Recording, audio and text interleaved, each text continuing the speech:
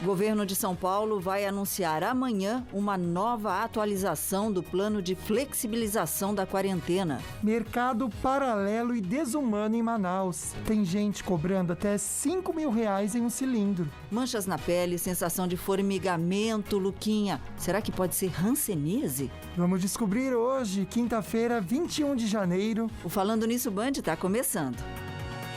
Já estamos no dia 21 de janeiro. Boa tarde para você, boa tarde, Luquinha. Boa tarde, Sol. Boa tarde para você que está em casa. Dia 21, aniversário da minha tia Carmen. Um beijo, te amo, tia, de Santos. De Santos, um beijo, tia. Um beijo, parabéns aí. Bom, o assunto é bem importante hoje, mas antes a gente sempre alimenta a nossa alma e alimenta também o nosso coração. Pega essa informação para você. Muitas vezes nós não sabemos por onde seguir, qual caminho seguir. Quando acontece isso, simplesmente pare, respire, alimente o seu coração, tá bom? Que Deus vai mostrar os sinais. Luquinha, o que tem de prêmio hoje? Tá aqui comigo em mãos, para você, pode ir direto para sua casa. Kit Ortovip para você. Curtiu então nossa live, compartilhou essa live, gente, que tá na página da TV Band Vale. Você já participa, tá bom? Então corre lá. Se você tá vendo a gente pela TV, entra no Face. Quem tá no Face, é só compartilhar. Compartilhe quantas vezes quiser e a gente vai estar sorteando esse kit. E o assunto de hoje, quando a gente começou a estudar, a gente ficou chocado, né, Sol? Chocado mesmo. Aliás, tem tudo a ver com o mês também que a gente está vivendo, o mês de janeiro. Porque desde 2016, Luquinha, esse mês aqui de janeiro, não esse, mas o mês de janeiro, ele foi oficializado pelo Ministério da Saúde como Janeiro Roxo. Janeiro Roxo. Que é o que, gente? É o mês de combate à hanseníase, uma doença que a gente não entende direito. E a gente acha que está longe, mas não. Não está, não. Você sabia que o Brasil é o segundo país com o maior número de casos da doença no mundo, perdendo apenas para a Índia? Você sabia? Não sabia, Sol. Por isso que a gente achou importante destacar esse assunto no programa, para entender os sinais da hanseníase, tratamento também. Porque tem gente que fala assim, é só na pele? Eu não sei. É mancha na pele, de repente você tem formigamento naquele local. Pode ser hanseníase? Como tratar? A gente vai até a Vale Infusões conversar com ela, que é dermatologista da Vale Infusões, a doutora Mariana Franco. Doutora Mariana, muito obrigada por estar com a gente. Obrigada, viu? Imagina, o prazer é todo meu. Boa tarde, Sol. Boa tarde, Lucas. Vamos ver. É um prazer enorme estar aqui falando um pouquinho sobre a hanseníase, que é essa doença que eu adoro tratar. Ok, então, olha, sinal que tem bastante, então. Que bom, né, Sol? E a gente realmente ficou... A gente vai explicar por que a gente ficou chocado. Mas olha só, gente, você sabe o que é a hanseníase? Nossa enquete no @Falando Nisso Band, você responde pra gente nos stories. 58% nem faz ideia, Sol. E você sabe quais são os tratamentos para hanseníase? E aumenta mais ou não. 85% não sabe. Pode mandar perguntinha aqui, já tô com algumas, está separando, mas vamos participar. Então tá, então vamos começar. Doutora Mariana, afinal de contas, o que é a hanseníase? Eu vou até falar uma coisa que eu não sabia, que a produção comentou ontem com a gente, né? Falou assim, só hanseníase é lepra? Aliás, tem uma perguntinha de vídeo, acho que tem a ver com isso. Vamos ver. Olá, bom dia. Sou Yolanda de Ouro Fino. Gostaria de saber sobre a hanseníase. É diferente da lepra? Beijo para Minas Gerais. E aí, doutora? Não. Então, a hanseníase, ela é a antiga lepra, né? Ela é a doença, uma das doenças mais antigas que a gente tem, data lá desde a época antes de Cristo, e ela está relacionada com a presença de uma bactéria, tá? Ela é uma doença infecto-contagiosa, onde o paciente ele entra em contato com o bacilo e ele desenvolve, alguns pacientes são suscetíveis a desenvolver a doença e eles desenvolvem manchas na pele e alteração de sensibilidade, porque ele também pega nervos.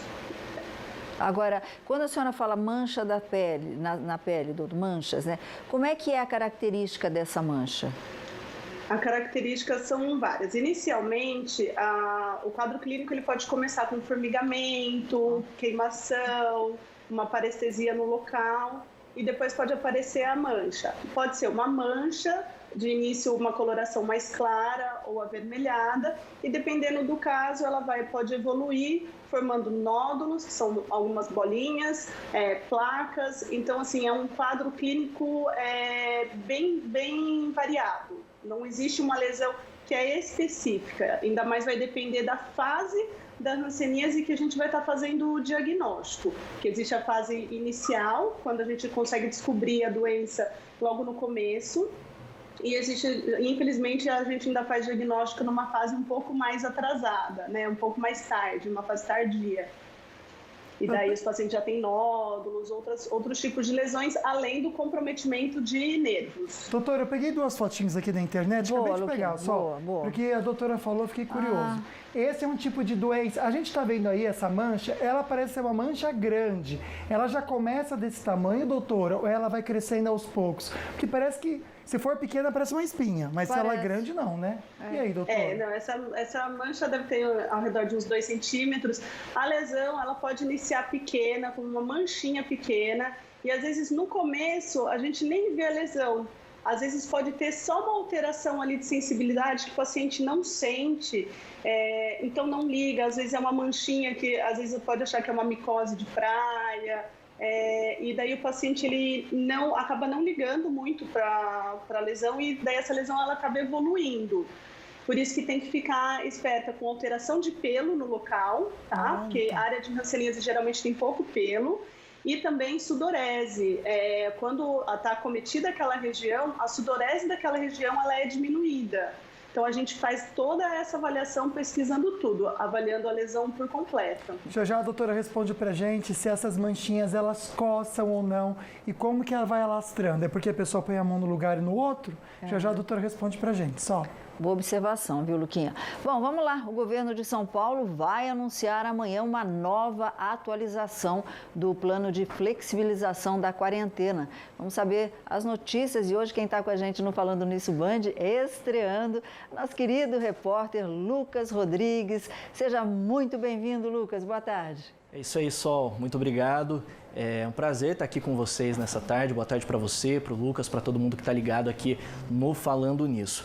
Pois é, Sol, essa reclassificação, essa atualização das fases do Plano São Paulo é a terceira que a gestão do governador João Dória está fazendo em apenas 15 dias. Isso é algo inédito no estado de São Paulo desde o início da pandemia da Covid-19.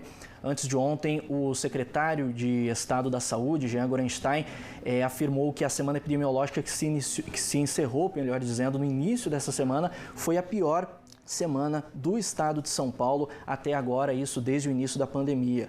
O estado teve um aumento muito expressivo no número de casos e até por conta disso, essa já é a terceira revisão que o governador João Dória vai estar fazendo do Plano São Paulo. Por conta disso, algumas cidades devem regredir de fase. A gente tem hoje 67% do estado de São Paulo na fase amarela e isso deve mudar a partir de amanhã. Algumas outras regiões do estado devem retroceder ou para a fase laranja ou até mesmo para a fase vermelha, dependendo da situação. Aqui na região do Vale do Paraíba, a gente tem aí São José dos Campos, que se colocou de forma voluntária na fase vermelha por conta do aumento no número de leitos de internações, nos leitos de UTI para a Covid-19, e os demais municípios ainda na fase laranja, mas, como eu disse, isso deve mudar a partir de amanhã.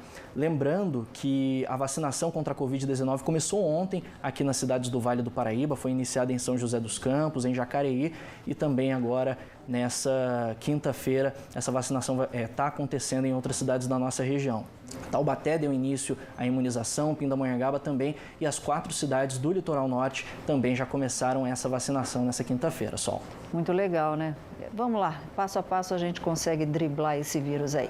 Mudando um pouquinho a página, Lucas, a operação contra desvio de dinheiro público para a educação infantil foi deflagrada em São Paulo. Conta pra gente. Pois é, Sol, são 22 mandados de busca e apreensão que estão sendo cumpridos aí por agentes da Polícia Federal, sendo que 17 pessoas físicas e 5 empresas estão sendo aí investigadas, estão com esses mandados de prisão. Segundo as investigações, as organizações da sociedade civil que administram as creches conveniadas com a Prefeitura de São Paulo foram utilizadas para apropriação indevida de recursos públicos e agora a Polícia Federal deflagrando aí essa operação e investigando essas 17 pessoas e 5 empresas durante essa operação que acontece durante essa quinta-feira. Bandido tira dinheiro de tudo quanto é lugar, né, Luquinha? Agora, um incêndio que assustou o mundo hoje, um incêndio de grandes proporções, atingiu o Instituto Serum, na Índia, um dos maiores fabricantes fabricantes de vacinas do mundo e que está produzindo imunizantes contra o coronavírus desenvolvidos pela Oxford e AstraZeneca. Lucas, atualiza para a gente como é que está a situação nesse momento. Sol, pelo menos 9 pessoas foram retiradas desse prédio em chamas, de acordo com as informações da imprensa local.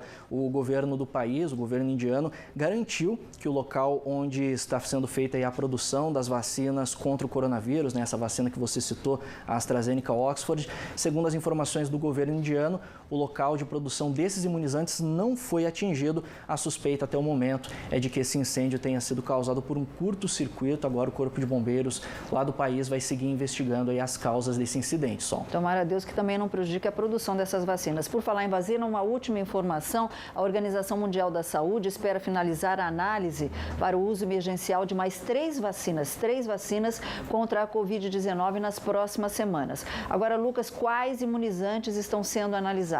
Vamos lá, Sol. A gente tem algumas informações sobre esse assunto. São imunizantes da Moderna, esse da AstraZeneca Oxford e também da Coronavac. Até agora, a OMS só aprovou o uso mundial da vacina da Pfizer-BioNTech. A validação permite que a Unicef, a Organização Pan-Americana de Saúde, adquiram todos esses imunizantes que eu acabei de falar para distribuição aí nos países necessitados. A OMS está pretendendo começar a vacinação das nações mais pobres do mundo agora, já no início de fevereiro, através daquela aliança COVAX Facility, que é a aliança global que envolve a produção de todos os imunizantes. A iniciativa prevê a disponibilização de ao menos 2 bilhões de doses dessas vacinas até o final deste ano, Sol. Muito obrigada. Por enquanto, aqui no Notícias da Redação, brigadaço, Lucas, e já você volta com o Luquinha, são os Lucas com as estradas. Obrigada ao Rodrigues e o Sanseverino. Pois é, aqui na Band eu acho que são mais de 6. Eu vou pedir o pessoal contar aqui, mas tem muito Lucas aqui, viu, gente? Acho que teve a moda do nome Lucas, né? Bom, infelizmente, no próximo bloco a gente comenta com vocês que a falta de oxigênio fez surgir um mercado paralelo e desumano em Manaus, e tem também dicas com a Tata Lanzoni no Espelho Meu.